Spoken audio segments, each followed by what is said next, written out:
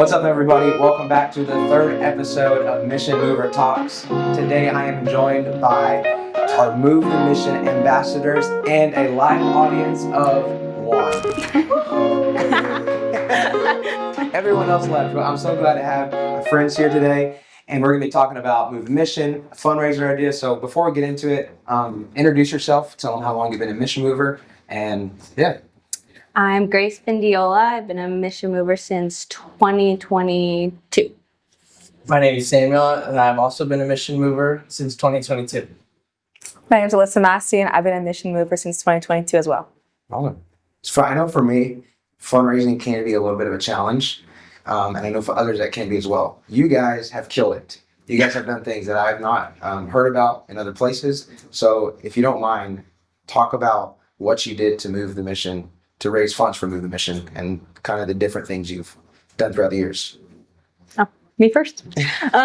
So my dad makes really good barbecue. So ribs, brisket, all that kinds of stuff. So I asked him if we could make those in bulk and kind of sell them to whoever in the church, at my mom's work, like whoever I would ask. And he said, yes, but you have to help me. So I would have to get up early. I would have to help him prepare everything. I did help, promise.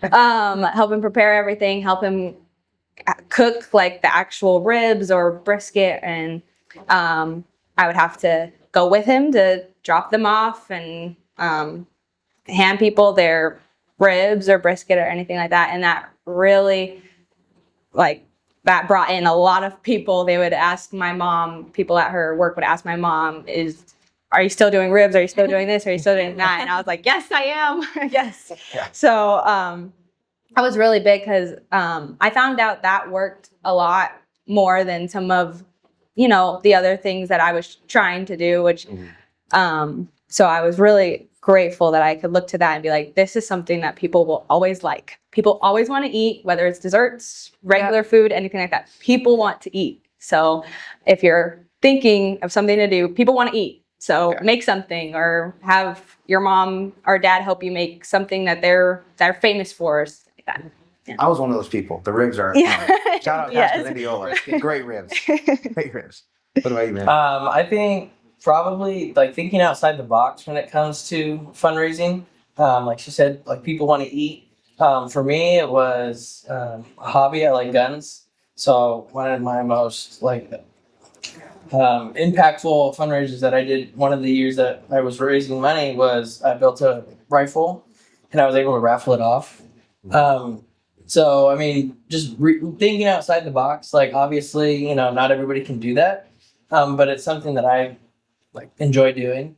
So I was able to reach out to certain companies or whoever and be like, hey, this is what I'm doing. This is the fundraiser I'm doing. Would you be willing to support? Whether it's you get a discount on parts that you buy or even donation. So stuff like that. Just think outside the box. And that was probably the most fun one I've done. Mm-hmm. Done other food like caramel apples. I'm not good at baking. If I ever offer you some baked food, do not take it. Or I'll tell you someone else made it and it's bomb. But yeah, I mean, just thinking outside the box really is the most important thing. Incredible. Alyssa, what about you? I'll just echo their words about food. Everyone loves to eat. If you're going to go out to eat after the service, might as well support someone that you love by buying their food. So just bring people some food they'll grab. So cool. Well, we've all been on Mission Mover trips. We've had lots of fun times, lots of memories. And so what are some of those highlights for you guys over the Mission Mover trips? We've done Knott's Berry Farm, SeaWorld. We did Six Flags this last year. What's been the highlight for y'all? I do like the bus rides. I know people have always said that, but I do like the bus rides. I also like to sit there and kind of watch what everybody's doing. I can never sleep on buses, planes, cars. I just can't. So I'm just watching everybody else be crazy. But it's probably good if you don't fall asleep. Yeah, you don't want to fall asleep on our bus rides, or you don't want to fall asleep on our bus rides. But there was, I don't know if you remember this, but there was this one time where Johnny Lopez. He wanted to try to run to the back of the bus while the bus was moving.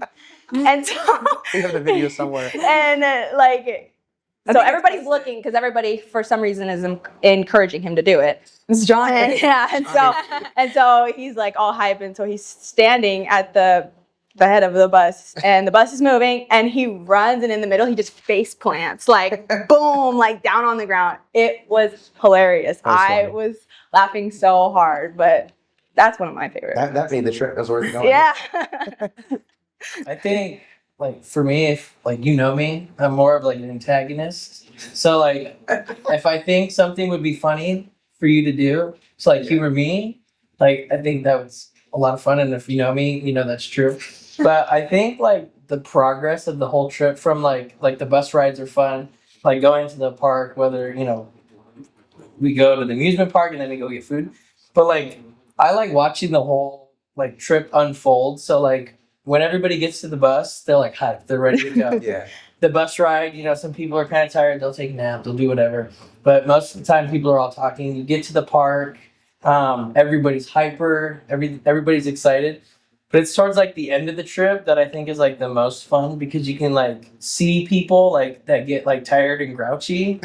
And then, like, they're just like this has been amazing. This is so much fun, but I'm like ready to go home. So you can like hone in on those people and like maybe give them a hard time a little bit. But it's just like the whole trip overall. I think it's just so much fun. You just get to see how people are, because you know It's fun. It's fun. Alyssa, highlights. I agree with Sammy. I feel like I just love getting to know people. Like our district's not the biggest, but there's so many people, like especially like with the youth coming in to like into from the junior camper age, and so you get to like be on, like Sammy said, the bus for like X amount of hours with them, and then you get to see them, everyone like unfolding, and I just love it. Kind of like you get to build connection within your state. I love it. Yeah. No, those are all super fun. I think one of the highlights that I remember, I think it was the second Mission Mover trip. It was a really big one, the larger one that we've done. And we were on the bus. It was on the way home. And if anybody knows Arizona, they know that Maddie Combs likes to rap. Oh my! And so I told Jonathan Akers, I said, hey, you should rap battle Maddie. So he couldn't come up with any bars. So I was like, let me step in. So I got my notes out. We made something up. And there's a video. I'm pretty sure I won it. That was a highlight. I've watched that video multiple times back. The same on the trip. Like this is peak for me. So no, it's been good. Sammy, you've been on a mission trip. Do you want to talk about that? Where you went, who the missionaries were, and what was your takeaway from that? I went on an AYC trip. We went to Ireland. The host missionaries were the Coonies. And actually, on our trip, we had a lot of people go. Yeah. So we split into two groups. So we did like Northern Ireland, and then Southern. And then, like someone said earlier, you're always doing something. Like we did some sightseeing and everything, but we had services pretty much every day. But the cool thing was they were having their European conference that week that we were there.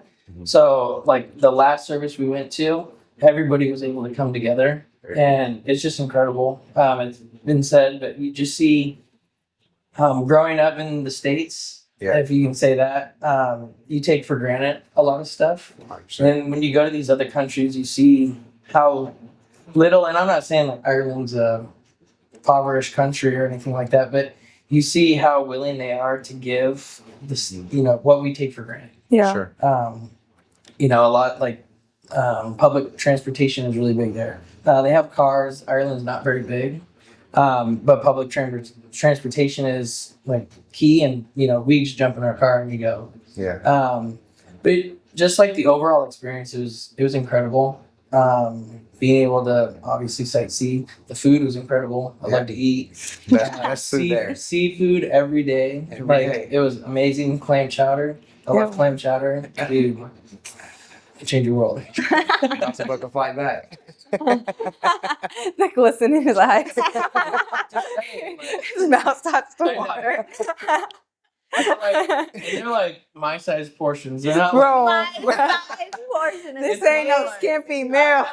Double it. like a little meal, but like Okay. it's like, Sammy size. Sammy size. They brought the Not first super plate. He size. said, Sammy size. That's bigger than super size. There's a difference. Alyssa, you're going on a mission trip. yeah, Tell us where. Alaska. Alaska. Yeah. With who? The farmers. You know how long it's going to be? August 19th, coming back the 24th. Very cool. Is there like a specific thing you're looking forward to? Something Salmon. like, I love salmon. Salmon. I want it Salmon. every way. guys, I cannot wait. you're We're talking supposed to about say food. souls. We're talking about food. Oh. The people that I'm going to talk to and witness to while they serve me my salmon. Why would they serve me my salmon? What are you talking about? Because I want to continue in that vein. But yes, the harvest is plenty and it's ready in Alaska. I cannot wait. That's It's going to awesome. be great, amazing. That's Two people from our church, or Combs, two of them, have they've been going out there for the past couple of years, and just the work, the burden they have for Alaska. So, and I'm excited because they're doing the work. And it's amazing because how it's unfolding. Our church specifically has a lot of ties there. Like we had the Redmans come, and they're from Alaska, the farmers, and then there was another family. Oh man, they gave me in trouble. I'm forgetting them, but it's just amazing. I'm excited. That's awesome. Well, a couple of things before we wrap up. What does Move the Mission mean to you guys, and how has it changed or impacted your life over the years of giving, whether that be the services you felt to give in, the burden that you feel, and your interactions with missionaries? Tell us about the impact Move the Mission has had on you since you started participating in it. Well, Move the Mission. To me, it's just kind of like, I think I was telling you earlier, but it's just what we are here to do. It's the call. It's when you break it all down, it's God tells us to go out, make disciples, feed his sheep, like spread the gospel. And if we look at it, then supporting people that are going out and answering that call, it's just what we're supposed to do in my eyes. And Move the Mission, it's not this Move the Mission, Sheets for Christ, anything like that. It's not this new thing that we've just come up with or we've just started promoting. Back when Paul was evangelizing and preaching the gospel to these different parts of the country, the Church of Philippi, it says that in Philippians, I think 4:15, it says they were financial help to him. So it's not a new thing. It's been, it has been happening since back in the Bible days, back when Paul was starting his evangelism and his missionary mission field. You know, that's when it started. And so that is the call. We are called to spread the gospel, and in any way that we can help that, and any way we can make that go forward, I think we should, whether it's giving to Move the Mission and sending our money, or if it's going on an AYC trip, standing right there beside them. Yes. I think that's what we should be doing. And that's kind of what it means to me. If I can't go out there at this point in my life or at this moment, some of me has to. Some of me has to go. And if it has to be my money, then take it all, you know? It's amazing. So that's what I believe it means. And it's just with my walk with God, it's really strengthened my faith. And Yes. make me believe that he is a provider. He is Jehovah Jireh. He is who he says he is. And so even if we don't have much, what we have, we can give. Yes. And he will always provide. Even though it might not be right then and there when you want him to, it's going to be at the perfect timing when he provides. Me and my church, we were looking for a building, and we needed funds for a building. We needed funds for music stuff and Sunday school stuff, and just the whole thing to kind of start that. And so even being a mission mover in your own area, we were looking for that, and our church in one service gave like $45,000, and then in the next service $15,000.